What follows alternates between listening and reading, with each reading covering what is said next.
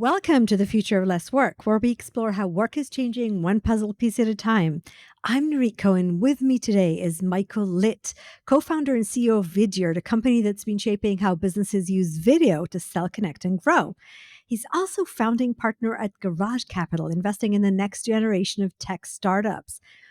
I'm really excited to talk to Michael today because his work touches so many things that we talk about on this podcast, right? How tech is changing the way we work, how creativity and human connection still matter, how automation is speeding up, and how we scale meaningful communication in a digital first world. Michael, welcome to the Future of Less Work. I am incredibly pleased to be here, Nirit. Thank you for having me. Thank you very much. And let me tell you this quick story here that connects to why I really wanted to talk to you. So I called this podcast The Future of Less Work because, among other things, I believe that there are a lot of tools coming our way that enable us to do more with less, and they give us the power to decide, what we do with that time that we've freed up. So recently I was on a podcast that was hosted by a CEO of a digital media company. And he was very frank. He said, okay, if I have 10 people creating videos, I'm going to bring AI, get the top 3, fire 7. So which is it? Is AI going to replace us, or is it free more time and we get to do lots of great stuff? Great question and a great starting place. When I think of the name of your podcast, I think about those scenes in Wall-E the movie where all the humans are floating around in chairs in outer space and just experiencing leisure. I don't think the human condition will allow that to be true. And the reason is when you look at the evolution of technology over time, and I'm talking back to the Industrial Revolution, the steam engine, we have always used advances in productivity to accomplish more with the same or more resources. The best example of this in the framework that I can use to describe this is called Jevons paradox. So Jevons was an economist in like the mid 1800s, if my memory serves. And in the mid 1860s, there was some major innovations in the steam engine, and it made the steam engine far more efficient.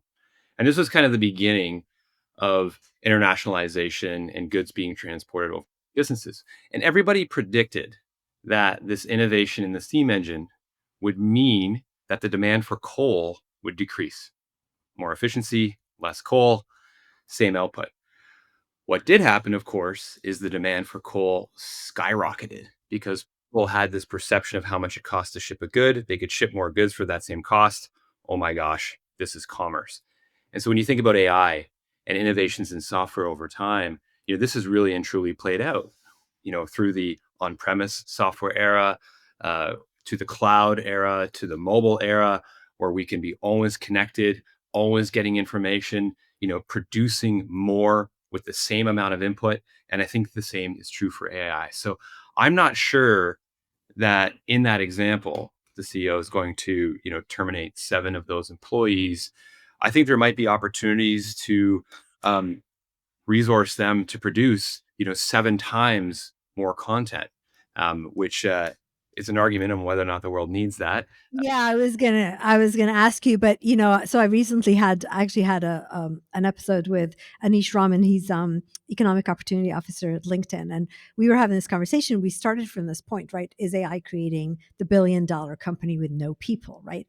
And you're saying there's the version that I call what always was, right? Which is kind of like we're going to bring in technology, we're going to do more, with the resources we have as kind of the people working, and keep growing, right? There's also a version that I think how AI is different than what it was in the past. It's actually not company owned, right? It's in the hands of people. So people, when I called this the future of less work, I didn't mean the version that says, "Oh my God, technology will take my job." I actually mean, yay, I can offload some of my job to technology and I will have time to do stuff I never got around to doing. Yeah.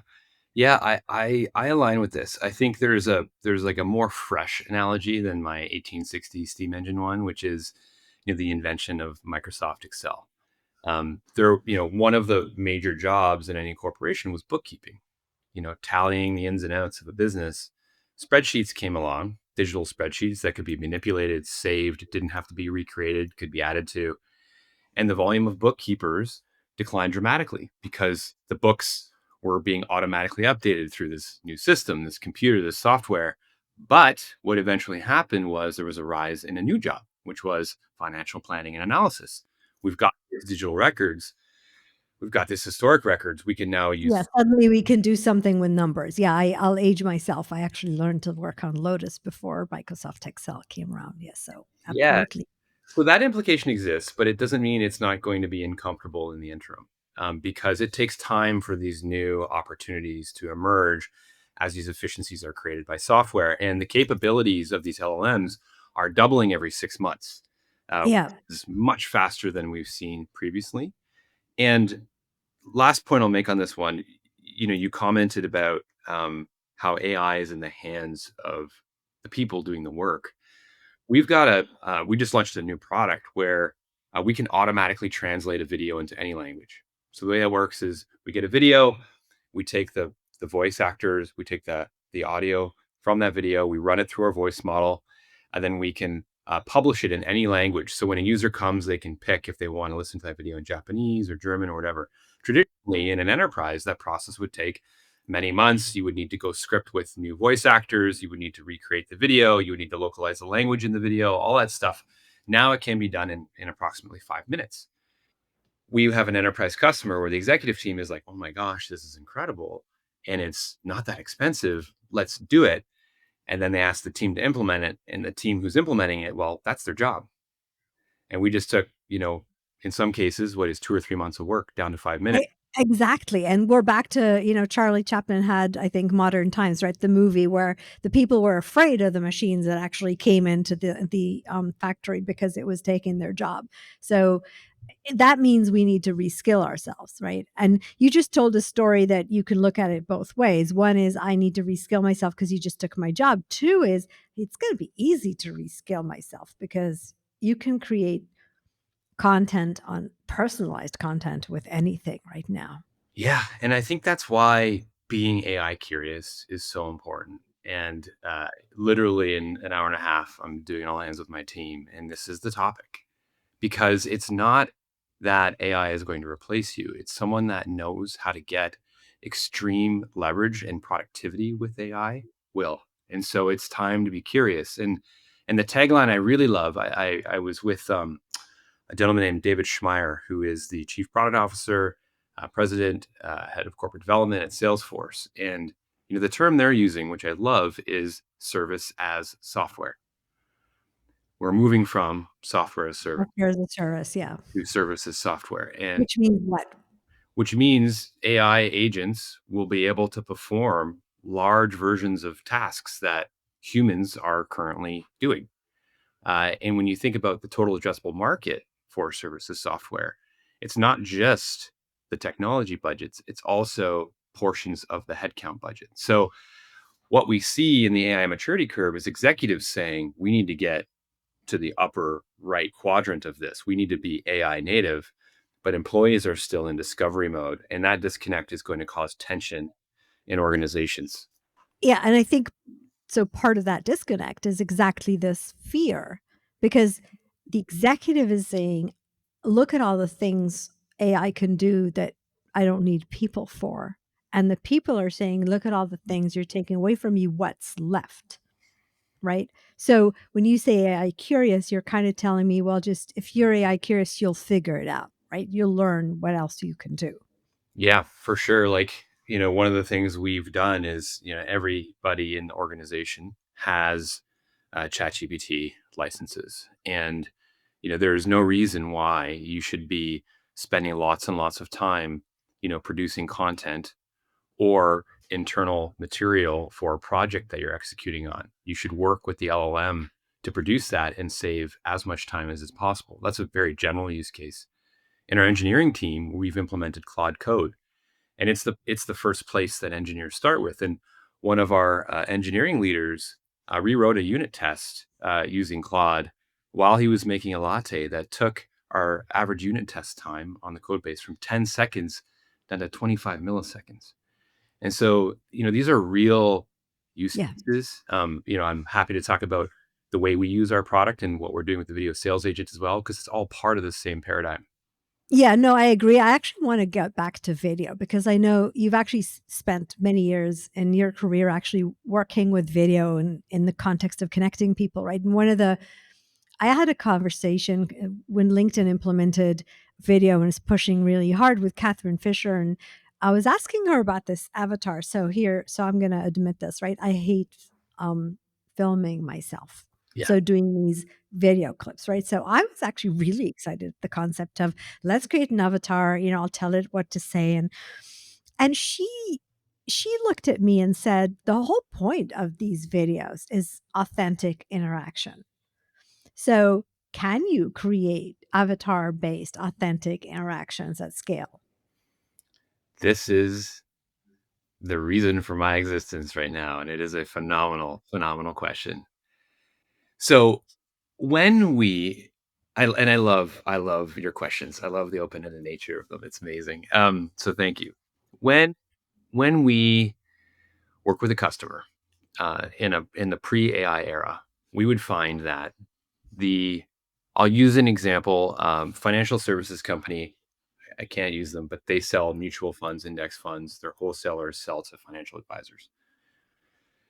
50% of their team were avid Vidyard users. 50 weren't. The 50% that were far outperformed those that didn't. Why is that? They're building trusted relationships, they're adding context to communication, face to a name, empathy, compassion, all the things that are important in the sales process. You just can't do with text. You can do it in person. That's the best model, but video is the next best thing to being there in person. Despite that data, the CEO of this organization called me up and said, Mike, I can't get the rest of my team to use video. And why is that? Well, if we look at the demographic breakdown in the organization, the younger generations that grew up with Instagram, TikTok, WhatsApp, Facebook, async video in the way they communicate with their friends and family and with their audiences, they are video natives. They're very Yeah. okay being on camera, right? Well, For demographics. those of us that grew up in the office with face to face relationships, we Yeah, don't get it. absolutely, absolutely. And then one thing I always told people that were not comfortable doing video is like, are you not comfortable like going to meet somebody in person? Because like, how is it that different? And it's different because you see yourself. Now, the Zoom era, thanks to the pandemic, everybody saw themselves all the time, right? Which really accelerated the adoption of our product as well. But back to the point of the video sales agent and what we're building there is creating a video it's a very important task and creates a relationship, but it can be a repetitive and mundane task in the concept of doing outreach. And we have seen the models to produce these videos go from, Terrence and Phillip-esque. I'm a Canadian, so I can use that joke. Talking heads where the mouths disconnect from the face, or, our first models, the mouth would sometimes drift away and end up on your shoulder, to very, very, very realistic. And we're on the cusp of having a model that you can tune for energy, will do laughter, whispering, tonality, and basically recreate all of the aspects of human communication. So you're basically saying, okay, the whole well, what makes it authentic, right?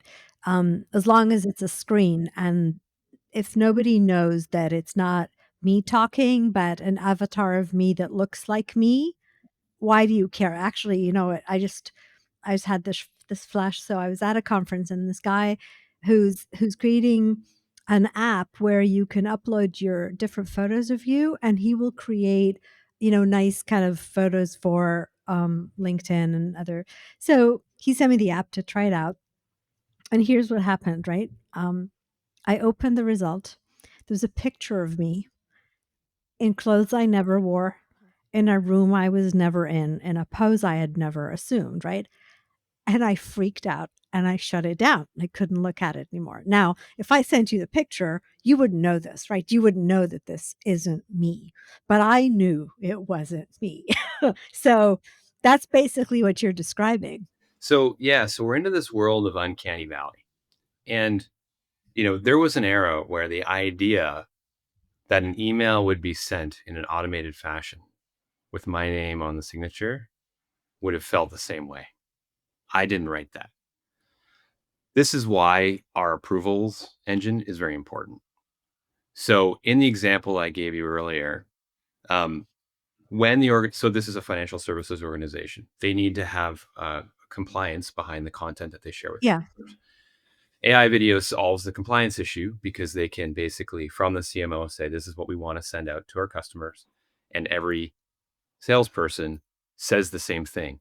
The salesperson still has to approve that video being shipped.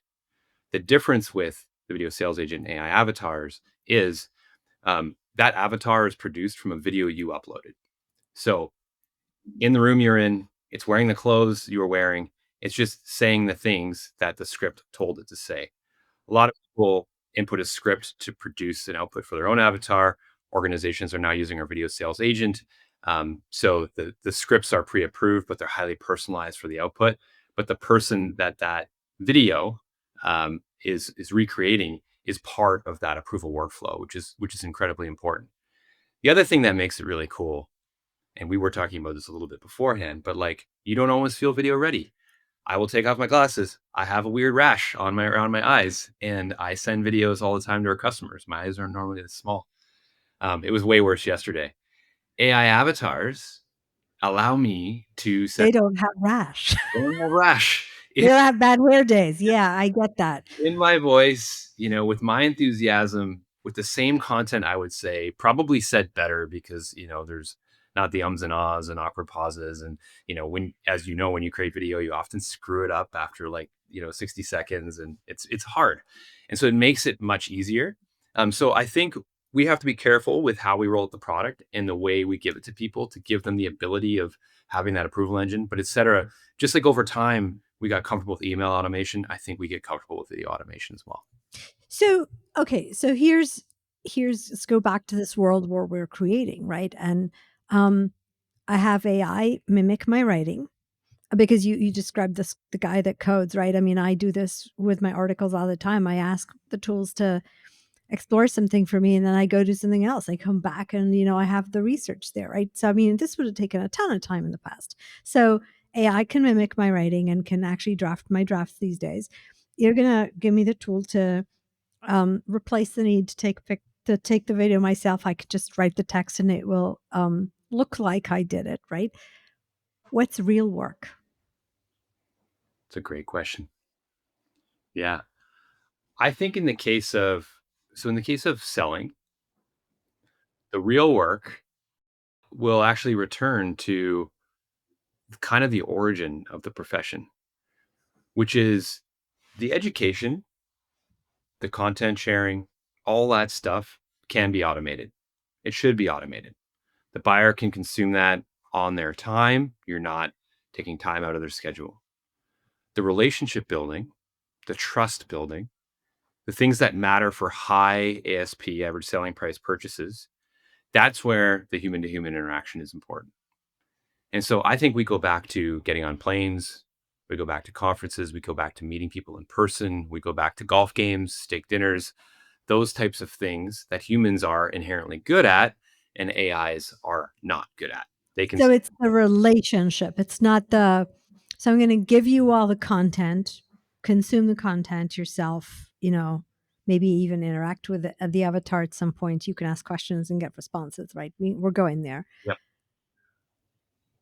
I guess what's a relationship is what I'm asking. I think, and I am serious because I think we do not really understand, nor do we have the words for describing the nuances of human interaction that go into this thing we call work, whatever profession it is, right? We've always been around the hard skills, and we have some names for soft skills, but they're not nuanced enough to really understand what does it mean building trust, because you got my avatar having saying my words now, so Yeah. what's going to be different? Yeah. I think about this at a 50,000 foot level, which is, what is a business? A business is an exchange of value. So I have a good, a service, a widget. You have money. You give me money in exchange for that value. Value for value, right? Why did you choose to buy my goods and services versus anyone else? Well, brand. What is brand? Personal or corporate? It's trust. That's all it is. It comes down to trust. And so when two humans interact and build a relationship, the first time they meet, those trust batteries are at 50% charge rate. And over time, they get to 100. That means you're best friends, you've got a great relationship, you love each other, you get married, or if you're a customer vendor, you do business and you want to keep doing business because your brands align, there's trust in that relationship. That's what I think humans are always going to be better at than AI. I think AI will help charge those trust batteries along the way, but getting to that important kind of 100% threshold where value and transactions happen will matter because the person who's exchanging dollars for that service wants someone to be accountable for the delivery of that in the end of the day. Yeah, and that's and that can be built into a system. I think it's we'll see, right? And I do agree, and I'm pushing back on you because I think that's a lot of the conversation that's happening these days is we minimize the role of the personal interaction, the people skills, the that all that fluffy stuff that we've never really needed to look at in the doing business, and we're handing off more and more to tools. We're going to end up figuring out if this is essential or we can do without, right? So that's going to be an interesting experiment. Yeah, and I think there's a world of tasks in a business where that trust matters less, that kind of human to human interaction. The output, of a software product, right? Whether that is created by a human or created by a human guiding an AI matters less to the person who's using the product. In fact, if it allows them to innovate and deliver value and fix bugs faster, that's a great thing, right? Support tickets, right? I've got an issue with my product. It's a well-known issue. Having a human misdiagnose me when an AI could do a far better job, that's great. That's all helping build trust with the brand. Yeah. I think in the sales function and the value exchange, again, for high ASP things, that's where the human to human matters. And so there's like a pyramid of tasks inside of an organization that are things that are easy for AI to do and low consequence for AI to do. And I think that's the stuff that gets automated first. Yeah, and I think one of the things that'd be interesting to watch, and I know you talked about sales, right? We saw this with learning, and we actually brought in all sorts of versions of self-learning, e-learning, and we still see people going out to conferences and preferring the class with the speaker and the physical workspace. So it's going to be interesting to see the mix of how much you can offload. Even if you could offload it to technology, do people feel comfortable Yeah. consuming it through technology? And there's a world of like, so the reason I'm very excited about the video sales agent is because the, the world is busy, it moves really fast. And speed to a trusted interaction, I think, is very important in the sales process. So, one of the use cases that I love for one of our customers is they provide a financial product called home equity lines of credit, home loans, car loans, etc. Customer comes to the website, raises their hand, and says, "Hey, I'm interested in a home equity line of credit." Right? That's an emotional process. They're either, in trouble, they need some money. Maybe they're sending a kid to school. Maybe they're doing a renovation. No matter what, it's emotional. It's either very, very terrifying or very exciting. You want a human to be servicing you in that process, right? You do not want to be moved through AI. Now, it's competitive. There's a lot of companies that provide that product. What this company is doing is as soon as that person raises their hand and says, "Hey, I'm interested in this," it basically in the back end connects a loan officer to that customer and then automatically generates a video from that loan officer and says, "Hey, right? I know you're interested in a home equity line of credit. I'm sure this is an emotional process for you. I'm not at my desk, but I will contact you first thing tomorrow morning. Yeah. So you're basically identifying the places where you need to bring the human in the loop. Yep. Yep. And Yeah, it's absolutely. an automated video. And again, you can still send a regular Vidyard message and record it. And often that's a better way when it's ad hoc or off cadence. But that the customer now knows what you look like, right? They've got trust knowing that a human is on the other side of that screen. And we have this part of our brain called the fusiform face area that is designed to recognize human faces Yeah. and respond to them really positively. And I think that's an important step in the trust building exercise. Yeah, that's gonna be interesting. So I actually want to ask you kind of a question about so your role as an investor, right? You get front row seat to what's coming next. And I'm wondering whether you're seeing a shift, not just in what companies are doing, but in the how they're doing it, how they're being built, how they, bring their teams together and work models, org design, location. Yeah, for sure. This is something that, we touched on at the beginning of the presentation. So maybe just for context, Garage Capital is investing out of its fifth fund. We've invested in over 200 companies, and are, very much investing in, tip of the spear in the context of AI. One of our most exciting investments is a company called Grok. They build a chip for AI inference, which is essentially everything an LLM does after you ask it a question. And we're seeing tons of companies being built on the backs of that technology in the LLM wave. A couple things we're seeing is there's an ambition in founders to celebrate productivity per employee when it used to be to celebrate the size of their team, which was a vanity metric. So Hmm. celebrating productivity in terms of revenue per employee is an exciting thing for an investor, right? It's not a vanity metric. It's really important. It's something that I've always tried to celebrate and put initiative behind a Vidyard. And we've always tried to convince our startups to do that. But some of them fall into that vanity metric. So that's one thing. Another thing is they think that they can be, because of that, so much more productive. They need to raise less capital. So founders are doing something that they now call seed strapping, which is they just raise the seed round of financing. They have no intentions of doing a series A, B, C, or D later on. Remains to be seen if they do. It remains to be seen if you can truly build a large business and get the type of brand access that you need Yeah. without large dollars and cents.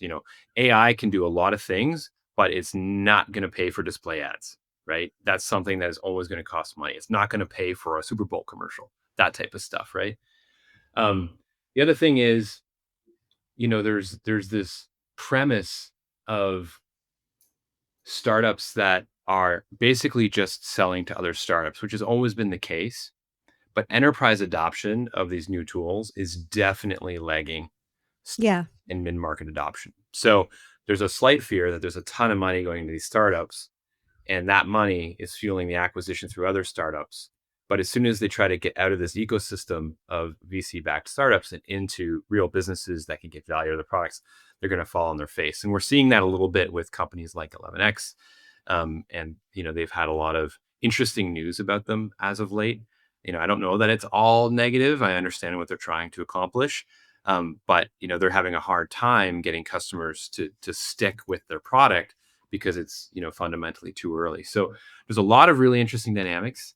And what I like about wearing the two hats is I get to apply what I've learned building Vidyard to support the startups in their journey of scale, hiring people, etc. Lots of deep learnings there. But I also get to apply what I'm learning from these startups in the way they're going to market, the way they're building code, the way they're using AI to a business that's at scale and Yeah. event the way we think about writing code and going to market. Very cool. So, kind of we wrap up, I'm wondering 2030. It's not that far off. What would it feel like to communicate in 2030? Yeah, great question. YC recently published its belief in the size of the agent market, and it's projected to be 10 times bigger than SaaS by 2030. I'm looking at the data now. It's roughly $48 billion in their assessment, which is a massive, massive, massive market. But by 2035, it's 217 billion. So based on the rate of progress of these LLMs and the fact that the length of tasks that an LLM can perform is doubling every 7 months. If that continues, we're in 2025, call that 6 months. We basically have 10 doubling cycles between now and then. So AI avatars are going to be indistinguishable from humans. We're going to have lots of automated processes in our organizations. I think, selection bias is going to mean very few companies are actually going to provide the technology in a category that is best in class. But lower barrier to entries mean it's going to be, very fraught with challenges to become that top tier business, which is why I think VC is still going to be very, very important. Interesting. So what does it look like to communicate? I think a lot of our work will be done for us. The most important job will be building relationships with each other and embracing that productivity to maximize the amount of time that we can do that, specifically in the sales profession. So Yeah, because I'm imagining my avatar talking to your avatar, and I'm thinking, okay, maybe I'm on the beach, you're on the beach, and our avatars are, cutting the deal. That's gonna be kind of weird. yeah, it's hard. I have a hard time. Like there is a reality where you extend this thought process into the capabilities of AI on this kind of doubling curve, and it really does feel like what is the intention or use of humans anymore? And I think the only thing remaining is the trust, the relationship building, but also Yeah. the fact that LLMs and AI are entirely derivative works. And so we still need humans to take all these inputs and use human ingenuity and human creativity and things that AI haven't displayed yet to produce new and genuine and beautiful artifacts. And just like a watch that is hand built in Switzerland holds more value than a Timex that's perfectly capable of Telling the time, yeah. or a horse is this, incredibly romantic notion. I think human to human interactions are going to be these incredibly romantic things, but all the mundane tasks of our daily life will be completely automated and accomplished for us. And, that's a beautiful future. Humans can be fitter. They can spend more time on holiday. They can build more long-standing, trusting, beautiful relationships. Who knows about the power and energy requirements to do that? We probably need to solve fusion. I'm an engineer, I'm a geek. So as I go down this path, you're going to get more and more content from me. So I'll stop.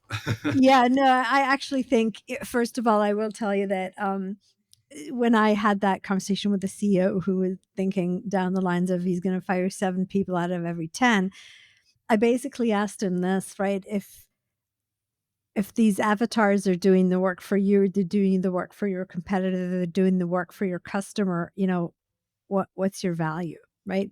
How do you become unique? What makes you you, right?